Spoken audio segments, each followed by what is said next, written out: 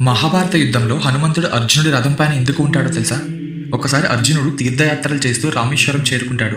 అక్కడ శ్రీరాముడు నిర్మించిన రాతి వంతెన చూసి, శ్రీరాముడు గొప్ప ధనుర్ధారి కదా, రాళ్లతో ఇంతకు వంతెన నిర్మించారు, నేను ఉంటే నా బాణాలతోనే వంతెన కట్టేవాడిని, దానిపైన వానర సైన్యం మొత్తం వెళ్లేది అంటాడు.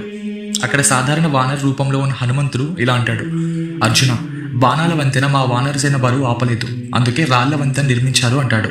దానికి అర్జునుడు ఒప్పుకోడు.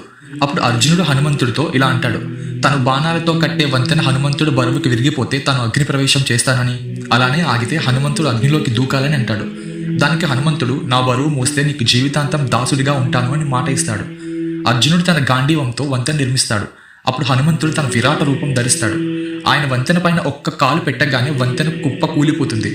అర్జునుడు మళ్ళీ మళ్ళీ ప్రయత్నించినా అలానే జరుగుతుంది. అప్పుడు ఓటమిని అంగీకరించిన అర్జునుడు అగ్ని ప్రవేశం చేయటానికి సిద్ధమవుతాడు. అదే సమయంలో ఒక బ్రాహ్మణ బాలుడి రూపంలో వచ్చిన కృష్ణుడు ఇలా అంటాడు: సాక్ష్యం లేకుండా ఉన్న పందెం చెల్లదు అని మళ్ళీ వంతెన కట్టాలి అంటాడు. ఈసారి అర్జునుడు కృష్ణుని తలుచుకుని వంతెన కడతాడు. హనుమంతుడు ఎక్కినా సరే ఆ వంతెన విరిగిపోతూ, అప్పుడు ఆ బాలుడు అలానే ఆ సాధారణ వానరం తమ నిజమైన రూపాల్లోకి వస్తారు. హనుమంతుడు బరువు మోయడానికి కృష్ణుడు వంతెన కింద తన సుదర్శన చక్రాన్ని అడ్డు పెట్టాడని తెలుసుకున్న అర్జునుడి గర్వం అణిగిపోతుంది. అది చూసిన హనుమ అర్జునుడికి ఒక వరం ఇస్తాడు. రాబోయే కురుక్షేత్ర యుద్ధంలో నీ రథం పైన ఉండి నీకు విజయం చేకూరుస్తాను అని మాట ఇస్తాడు. అందుకే మహాభారత యుద్ధంలో హనుమంతుడు అర్జునుడి రథం పైన ఉంటాడు.